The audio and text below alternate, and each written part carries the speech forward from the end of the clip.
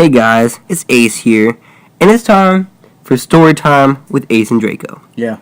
So, today I'm just going to make a creepypasta off the top of my head. So, sorry if it sucks, because I'm making it up, but it's whatever, we'll just go with the flow.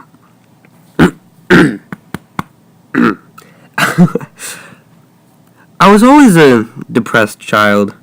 I had an abusive father who was an alcoholic, and he would beat me for no reason. It was okay though, because I had my mom, and she was like an angel in her own way. She was always there for me when I needed her. She was like the best person you could ever ask for. But one day, sadly, she died of leukemia. This was the saddest day of my life, and also the most painful. Not only because of the loss of my mother, but because of the beating my father did to me. Because he didn't want to lose his wife like that, because he's a scrub. But I was just so sad, and I didn't want to be around him. And he got laid off of his job because he was so angry at work, and he would always come drunk because of the loss of his wife. But there was no reason to beat me. I always hated him for that. So, one day, he just came home and said, "You're leaving." And I said, "Why?" And he was like, "I'm taking you somewhere, and I'm never going to see you again." I was like, "Dad, are you serious?" Yeah, that's deep. And he said, "Yes." So, he drove me to this stop at the end of the road. And he said, "Get out." And I said, "Why? Are you kidding? Is this a joke?" He said, "No, get out and go in the woods. This is your new home." And I said, "You can't be serious." So then he got out of the car, threw open my door, threw me into the woods, and drove off. I was so surprised. I had no idea what to do. I was only 15 years old at the time, and I didn't know how to survive in the woods. There's not even a toilet or toilet paper. Like, what am I about to do? So, I was just so shocked that my father would do this. I did hate him and I wanted to run away, but I never was serious. I didn't ever want to run away. But just being alone, it felt good in a way. Like, that I could be myself. I didn't have to listen to my dad or have him beat me. But at the same time, it was one of the scariest times of my life. I was stuck in the woods, cinnamon woods. Nowhere to go. I didn't have anywhere to go. Nobody knew me because I was such a loser. I just had no one to turn to.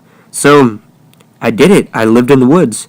I learned how to hunt. I learned how to kill deer. And at first, I had to learn how to kill rabbits and squirrels just to get food. And I would go around trying to find someone who had water, but everyone would just look at me and be like, "Who are you? Get away." And it just bothered me because I was still a kid. I didn't want to be neglected. I didn't want to be left alone in the woods, but that was my life. So, one day, I did go out of the woods just to go to the nearest 7-Eleven. And I asked the man, I said, "Sir, I'm poor. I live in the woods. I have no family. I have no friends. I don't know what to do." And he said, "I'm sorry, I can't help you." So that was when I felt the anger that I felt when my dad left me to be alone.